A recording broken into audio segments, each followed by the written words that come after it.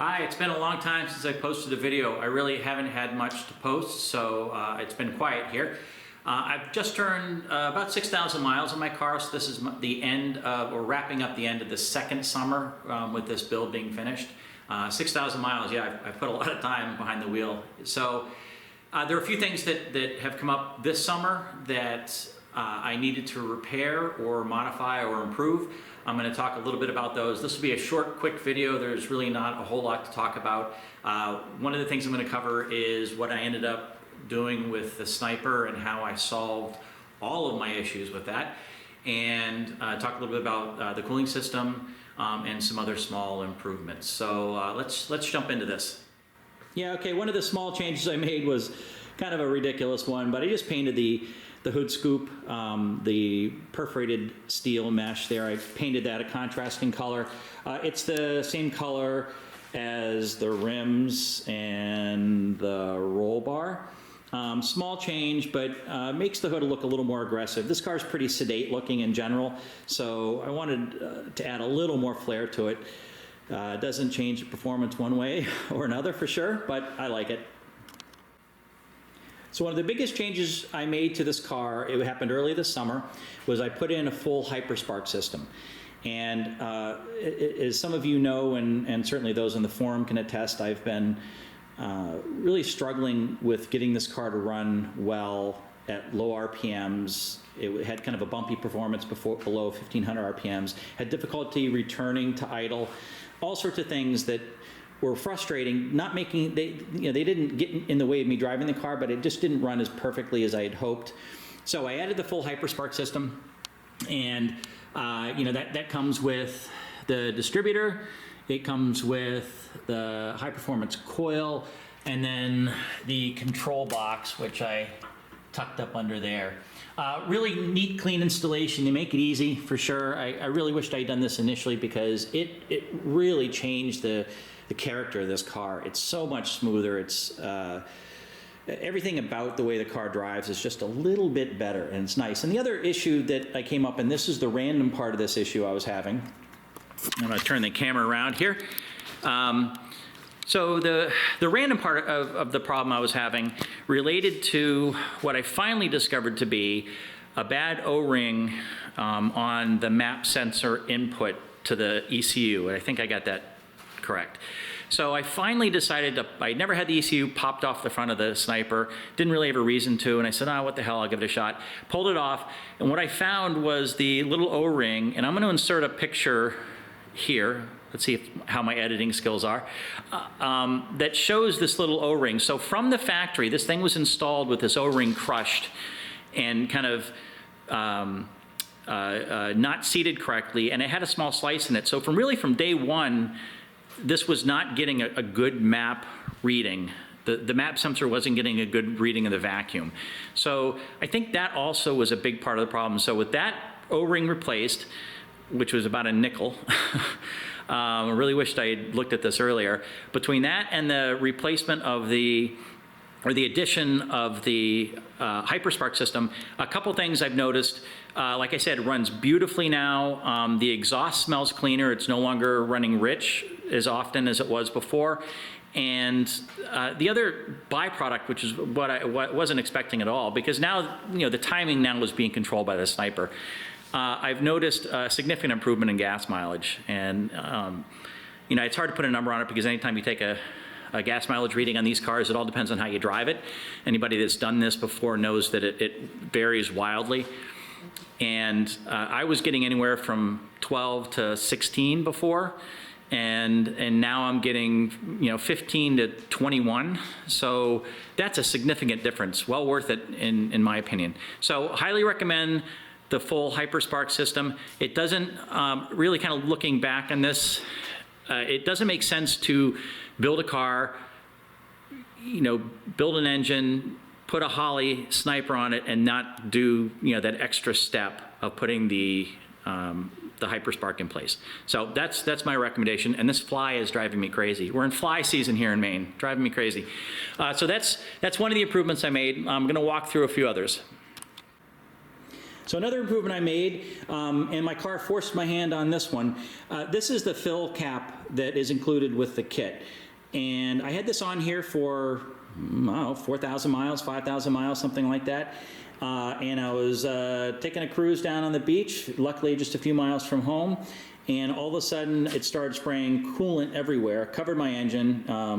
It was, you know, steam everywhere. It was pretty obvious, a little embarrassing on the beach in front of everybody, but luckily popped the hood, looked, saw where it was pouring out of and was able to make it home, which was only a mile away. But this is what happened. This is a plastic piece, and you can kind of see right there.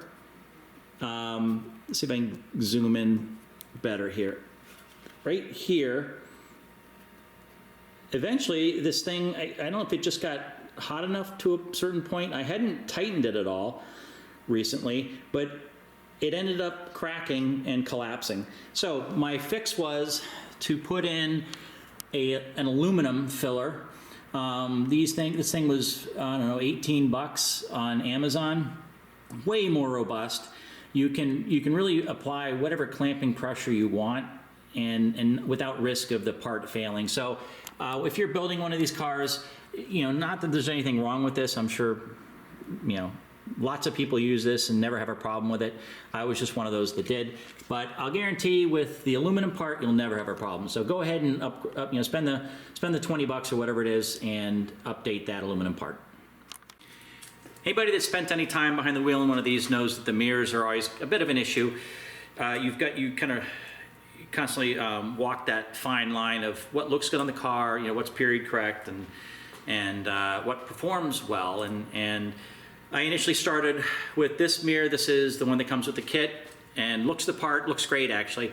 I have mine mounted on the windshield, which probably exacerbated the problems, but I eventually felt the need to swap this out. This thing drove me crazy. It's very light, and the field of view is very narrow. So between those two things, the lightness means it just doesn't have a lot of mass, I guess, and the thing kind of shakes around a lot. So your view is always a little jittery. And then it's so narrow that you're really not seeing to the right and left behind you very well, or really in any direction very well with this thing. So I ended up making a change. Let me show you what I did. And this is I guess you could put this in the category of boring. Definitely clearly in the category of boring.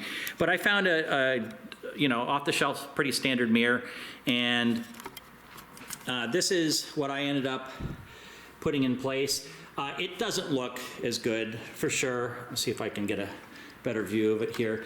It really doesn't look as good, for sure. It's, you know, it's black. It kind of, you know, matches some of the other black accents on the car. But more importantly, man, does it perform a lot better. It's heavier, so your view is a lot more stable. You're not squinting to try to see past the vibrating image.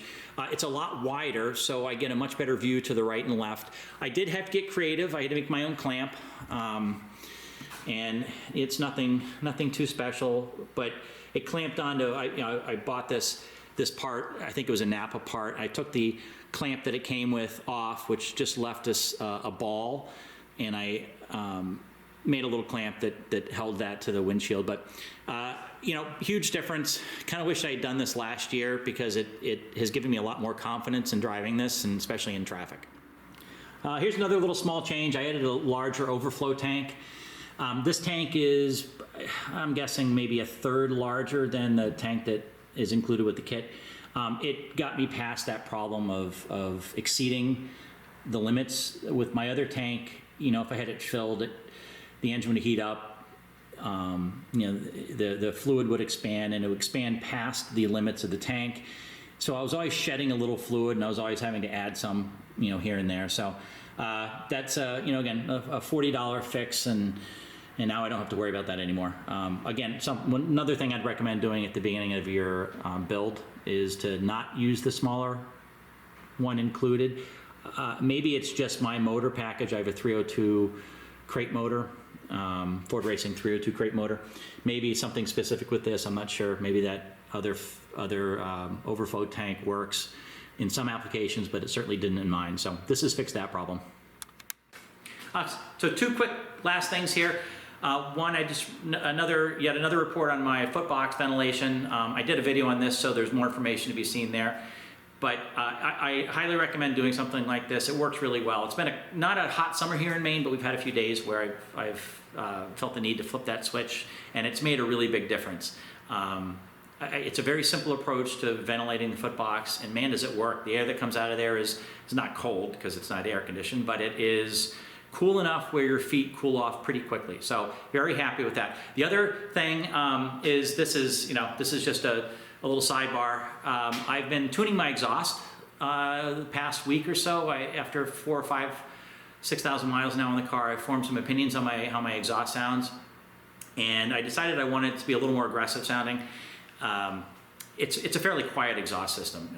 It's actually very quiet exhaust system, and it rumbles pretty good when you get on it, but at low idle, or idling along, or slower speeds, it sounds pretty tame. So I've been kind of experimenting. Took the bottom off the muffler, just on bolts. You actually don't even have to take it out of the car to do this.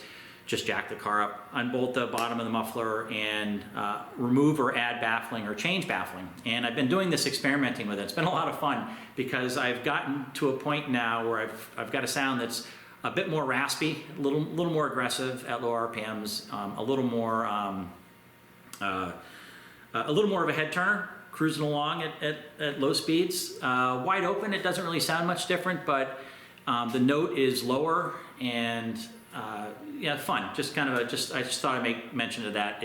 I wasn't sure if I was actually ever going to get back into my muffler and ever do what I thought I might be doing early on by making this thing adjustable, but I have, and I'm glad I did. So I figured I'd try to record a little clip here of how the modified exhaust sounds. It's about an octave lower or so, I'm guessing. It's definitely a deeper note. It's always tough to record this. I think part of what I'm running into is the mic on my camera goes into kind of mute mode if the volume gets too loud, and that's what's happening as I'm accelerating past it. But you can kind of get the idea. It's got a good rumble. It's also difficult to hear what it sounds like depending on the device that you're listening to. But here we go. Give it a shot. See what you think.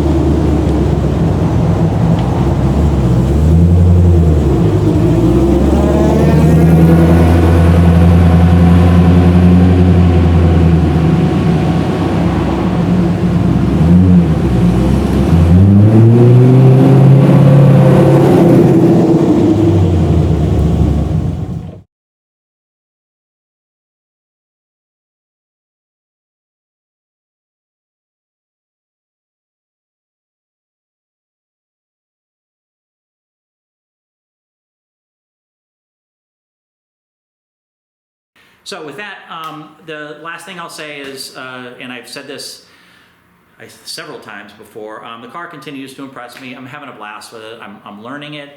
Still scares the hell out of me. Haven't really had any big scares in it. I do kind of drive it like a wimp, but it really is just a blast. I mean, every day I look forward to after work going for a spin. My wife and I have taken it some longer distance trips and have just really enjoyed it. So with that, I'm going to wrap this video up, and as more stuff comes up, I'll drop another video in. Thank you.